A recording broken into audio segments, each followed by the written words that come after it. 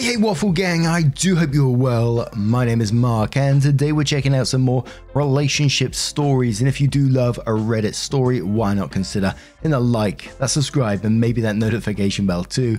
Well, let's crack on with today's first story. Now, today's first story is from a throwaway account titled, "Am I the a-hole for asking my husband to stay with his family while he's unemployed?" My husband, 32, and I, 30, have been married for just over a year now, and things couldn't be rockier. I have a good job and make a decent amount of money, whereas my husband made not as much as me. Due to this and the fact that he was still living with his parents when we got married, we decided he would move in with me and I would continue to pay the rent and bills, as long as he put money towards other things we may need as a couple. My name is only on the lease. However, once we got married, he started to cut down on his work hours without saying anything first.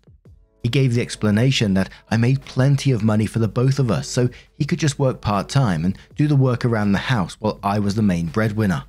I was fine with this, a little upset that he just assumed this would be okay, but I didn't say anything as this felt fair. He did do some work around the house initially, but spent the majority of his time going out to the bar, playing video games, etc., to the point where I was the one both working and doing the cooking, cleaning and other household chores.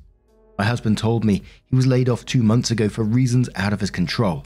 I assumed in this time he would begin job hunting, and I began to pay for everything. While I do earn a decent amount of money, it's not to the point where I can pay for rent, bills, groceries, insurance, contribute to emergency savings, and finance a lifestyle my husband had started indulging in. I began paying for his nights out, subbing in money for trips to look for work, etc. All while I was under the assumption he would be searching for a new job, at least to finance his hobbies. About a week ago, I asked him how the job hunt was going, and he told me that he didn't feel like it was worth it. He said to me that he was uncomfortable with what we had now, and I wasn't happy to say the least. I confronted him about how I was doing everything to finance and take care of our household, while he sat around and played video games. I was being an arse here, I'll admit. And during this argument, he let slip that he actually quit and never looked for another job. I was furious that he lied to me and told him I didn't want him in my home right now. Fast forward to now, my in-laws are understanding to an extent, but calling me an arsehole for not wanting him to come back home until he gets a job. I've seen my husband in this time, but never in our home, always out somewhere. I no longer pay for everything, and his attitude towards me is making me question our entire relationship. He's calling me an arsehole for doing this to him, and I'm beginning to think he's right. Am I an arsehole? And in the comments, sounds like says, "Not the a-hole." Good grief, the amount of marinara here is ridiculous. 1. He cut down his hours without discussing it. 2. He quit his job and lied about it. 3. He spends his time partying with his buddies and having you foot the bill. 4. He lied about job searching. 5. He won't help keep up the household. Sounds like only seeing him in passing is best. Don't let him back into the house unless you just want a mooch, lazy roommate that won't pay rent. Car says, "Not the a-hole. Your husband is totally taking advantage of you. He didn't give you any choice in any of this. He just made decisions and forced you to go along with them. Divorce him. He's literally dead weight and you're better off without him." A Hunted Snark says, "Not the a-hole. And to everyone who's saying divorce isn't the answer, I strongly disagree. He lied to you about quitting in order to manipulate you into financing him fully. Any adult knows you don't make decisions like that without at least consulting your spouse. It'd be one thing if he quit and then told you right away, but he purposely constructed a lie to guide you into acceptance of his desire to not work. He knew he should have discussed it with you, but chose manipulation instead. That is a dangerous foundation for a marriage. What else does/will he lie about to get his way? Being passively controlling is still a removal of your free will. Leave. Edit. As many of you pointed out, you may want to seek an annulment instead of a divorce to avoid him benefiting from you financially via divorce. Grounds for annulment seems to vary by state. Fraud may be grounds, but do not let him move back in, as this could hurt your case for an annulment. Not a lawyer, just did some research." Left Car says, "Not the a-hole. Oh shit, you married my ex. How awful for you. No kidding, he pulled almost exactly this on me, except I never agreed to, sure, you work part-time and do the house. He just quit a job, lied about looking for one for a couple of months, and then gave up the pretense. When I pushed him on needing to find work because I wouldn't be financing us both past next month's deadline that he had agreed to 2 months ago, he kept pushing. Why can't I be a house husband? I do so much around here. I can look after the house and you can be the breadwinner. That's how it used to be in the old days for women. Why not? Like, dude, you don't even cook. You don't clean up after dinner. You don't do laundry. Like, you maybe sweep now and then and that's it. And this is a one-bed apartment with no pets or kids, and I could clean entirely in 2 hours. I don't want a housekeeper, and no, you don't just get my money for sitting on your ass scrolling the internet all day. I think you've absolutely handled this correctly. He can come back to the relationship when he shows he's not just leeching off of it, and not before. A deleted user asks, info, if your husband doesn't get a job, are you going to divorce him? OP says, I don't know, I'm estranged from my family and spend most of my time working, so I don't really have anybody else aside from him. I've never seen this side to him before. As before this, he was always charming and respectful of our agreement. I just don't think it's such an easy answer. I want to do everything to make it work before I consider such a thing. And one more comment from Owner who says, not the a-hole. Marriage is supposed to be an equal partnership, but your husband is clearly taking advantage of you and the situation. He betrayed your trust on multiple occasions and is obviously too immature to pull his own weight. Making him stay with his parents is exactly what he gets for acting like a child. Let him know that if he can't be a full husband and partner, he might as well stay with his parents. You signed up for a marriage, not to raise another kid. And just one little extra bit of information before we do go to that update. OP says, I did get a prenup, yes, as I just did not feel comfortable having completely joined assets when my name is on the majority of things we purchased as a couple. So OP's update says, hello everybody, thank you all for your patience when it came to an update. As I mentioned on here, my 32 male husband and I 31 male had an argument which resulted in me kicking him out of our home. Since then, the dust has been able to settle and we've been able to work through our problems. I'd also like to clear up that we are both men, as some people assumed I was a woman. My husband and I met up for coffee, in public, a couple of days after I made my original post. He's quite the avid Reddit user, and in hindsight I probably should have assumed he would see it, but these things slipped my mind at the time. He apologized a lot actually about everything. After having my husband back for a while, his parents began to really tear into him about his habits and behavior, and that he'd have to work hard if he wanted to keep our marriage together. We're currently seeing couples therapists to work through the remainder of our issues to make sure that we're 100% on the same page before we move in together again. My husband also started working again and moved into his own apartment. After working through some personal problems, and we're almost at the point where we're back to where we were before all of this. We talk every day, go on dates, etc. Aside from sharing a space, and we're comfortable with this. I'd like to admit here that I definitely wasn't as good as a partner as I could have been. My husband gave me permission to share with you that he'd been struggling with his mental health a lot in the time of his unemployment. I feel ashamed that I was too busy with my work to notice. I didn't know at all. This isn't an excuse for mine nor his actions at all, but we're communicating and he's finally reaching out for the support he feels he needs. I'm happy with where we are and I feel like he's not hiding his true feelings and intentions from me anymore, which I kick myself every day for making him ever feel that way. Right now, we're not planning on changing our financial arrangement or involving a lawyer like some of you suggested, as I don't want to cause myself or him any more stress. Some of you may disagree, as his parents have been gunning for me to change financial information / get rid of everything he has access to in case he attempts this again, but I trust him.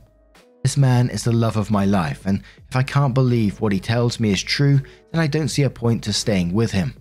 Once again, thank you for all your support. This is my final and only update. And there was many comments after this post, many people just wishing them the best for the future and that they hope that they get the support that they need to continue moving their relationship forward. Other people questioning, once he gets comfortable back into that relationship again, is he just going to go down the same path? And others questioning him bringing up his mental health in this scenario. But I really do wish them the best moving forward, and I hope the couples therapy does give them a path to move down where they can work together. But what do you guys make of this situation? Let me know your thoughts down in the comments below. Let's move on to another story. And our next story comes from RealLeather1989 and says, am I the a-hole for not telling my wife to tone down her dancing at our wedding? Throw away because my wife has read it. My wife, 29 female, and I, 29 male, got married last weekend. We've been together since our first year of uni and got married on the 10-year anniversary of the day I asked her to be my girlfriend. We've grown up together and got through thick and thin, and I know there is no one else I want to spend my life with. For context, my wife is half Spanish and we incorporated a lot of Spanish traditions in our wedding. It also meant that with all her family there, the reception turned into quite the party.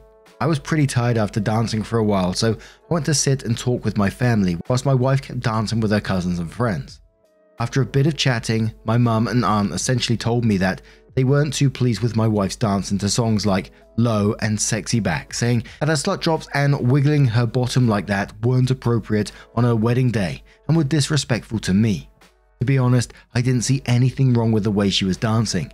It was nothing more than I think any person would dance to songs like that in the club when they were having fun and had a couple of drinks, and I told them as such.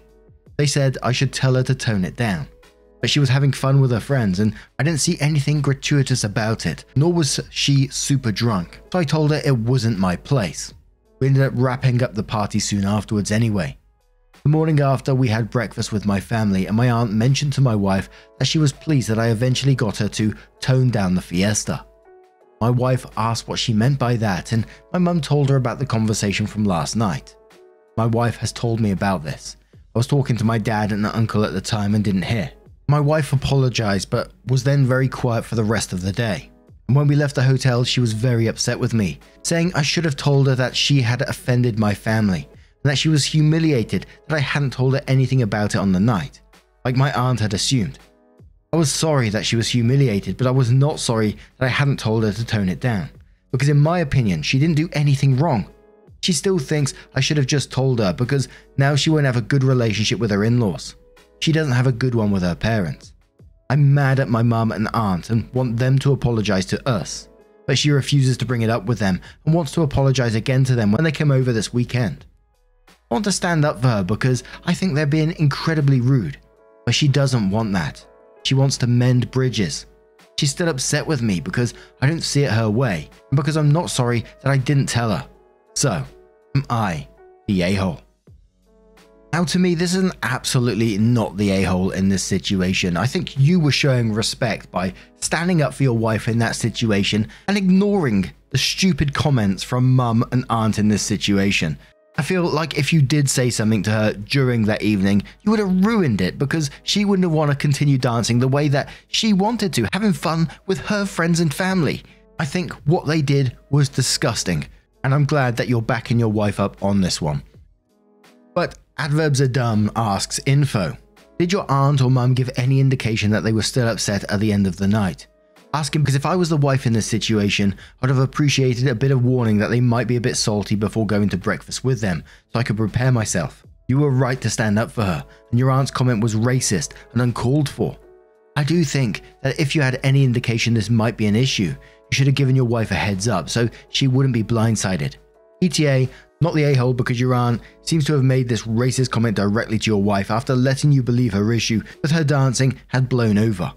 OP says, no, not really. The lights come on and everyone sort of just hugged and kissed each other as they left, and then our families all went to bed. If they'd been more cold-shouldered with either me or my wife, I would have probably given her a heads up, but to be frank, I thought I had made my position to them very clear when they had told me to tone it down in the first place. When they told me to get her to tone it down in the first place. Never did I expect they would say something to her at breakfast. Lelia says, you and your wife are not the a-hole. Your family is so controlling and rude that when going to you didn't work, they told her to her face that she danced provocatively and pretended you did what they told you. This needs to stop immediately. You need to stand up for her and give them a serious consequences. Otherwise, they will continue this throughout your relationship. Candid Crescent says, not the a-hole. I'm proud of how you handled the situation, but mostly for not ruining the fun your wife was having. Your wife though needs to unlearn to accept that kind of sexism just because she wants to have a good relationship with her in-laws, or anyone for that matter. The fact your mum and aunt sexualized her dancing at her own freaking wedding is disgusting and sounds like a them problem. Funtime Chris says, ugh, your mum and aunt's rude ass comments about your wife remind me of all the repressed prudes commenting on the J-Lo and Shakira halftime performance. That shit stems from jealousy, not the a-hole. Also, I think your wife might be overly nice to your female fan members because of the lack of relationship with her own mum. Please tell her not to make herself a doormat to these women. They'll tone her down too much. I See Consequences says, not the a-hole to you and your wife. Not the a-hole to you because you stood up for your wife, which is so rare to see in Am I the A-hole posts. But also not the a-hole to your wife because it's understandable to be upset after being embarrassed by those comments from your aunt. And maybe she just wanted to avoid the situation. Neither of you are wrong, especially you. Your mum and aunt were the arseholes, but I'm sure in this situation you already knew that. Congratulations on the wedding. Hopefully this will be a small hiccup you can laugh at later. Then OP updates the post and says, "Hi all, bit shocked at the level of response to my post. Thanks for all the comments. I did read as many as I could. I talked to my wife. I apologized for not telling her what my aunt had said, and that it was only because I believed what my aunt had said had no merit, and that she as my wife was always going to be my priority rather than placating them. She accepted my apology. She was still wary to try and confront them about it though. And I ended up saying something that I read in a comment that broke my heart. That my wife was probably more than anything grieving the loss of the new family she thought she was going to have. And she immediately burst into tears. So that commenter was spot on. Her parents went through a very bitter divorce that damaged their relationship with their children permanently. So it was a difficult conversation. But we came to the conclusion that we had to confront my mum and aunt in the hope of salvaging any relationship. Then my wife wanted me to do it on her behalf. Fair. I called my aunt and basically let her have it. She wasn't apologetic at all and said some pretty nasty things that I won't repeat. So that was an immediate end to that relationship. I then called my mum to do the same, and she was very ashamed. For context, my aunt is our older sister, and we invited her because my mum and my wife wanted her there. My aunt had never met my wife, but my wife really wanted to meet my whole family. My mum grew up in a very conservative Christian household, and although she stopped believing, my aunt didn't. So there's been some distance and disappointment. My mum apologized to me and said she had been missing her sister and had let herself get brought back into old habits. She wants the opportunity to make it up to my wife. But my wife and I have agreed on low contact for now, and we'll see how we go. My wife did say okay to flowers and a letter that my mum wanted to send. But I told my mum pretty sternly not to expect anything from my wife, which she took pretty well. Most importantly, my wife now seems to be a lot happier. I don't know if our relationship with my mum will be as trusting ever again, but at least we will be one with clear boundaries. Part of the reason for the delayed update is that, amidst all this, my wife realized she missed her period and lo and behold, she's pregnant. Cue panic because she drank at our wedding and this is totally unplanned. But otherwise, we're ecstatic. We haven't told anyone other than her mother and sister. And we're now going to have to really think about how this is going to work with my mum. But I'm now feeling way more confident that we'll be able to figure it out together. As long as my wife is happy, I don't care. And to be honest, the way that your aunt reacted, it doesn't sound like you're losing much in that in terms of a relationship. And we don't see it too often, so to see you set those boundaries with your family, which can be incredibly difficult for people, was really refreshing and great to see. And I wish you all the best going forward with that relationship, and I hope your mum does realize the error of her ways, and hopefully you can build something out of that. I don't know what, that's up to you guys obviously. And last of all, a huge congratulations on the baby as well. I hope everything well going forward. It sounds like you have a real positive relationship, real strong relationship, and it's a great way to start by the sounds of it. So congratulations once again. And now I'm going to turn this one to you guys. What do you guys make of this situation? As always, I'd love to know down in the comments below if you have a spare moment. And just a huge thank you from the bottom of my heart for spending your time with me today, getting involved in the stories. Your love, your support, your time always means the absolute world to me. And don't forget, at the very end of the video, there'll be a couple of playlists there that you can click on, and it will automatically scroll through all the videos for you. So whatever you're up to, as I say, a bit of crochet, a bit of running, a bit of cooking, whatever you do, I absolutely love to see it. And you can get me over on Twitter and send me a picture as well. I've seen some absolutely amazing crochet projects going on this week, some cosplay as well. And of course, just glorious pet tags, which you always send me and I always appreciate. Just a huge thank you again. And hopefully I will see you in the next one. Take care. And much love to you.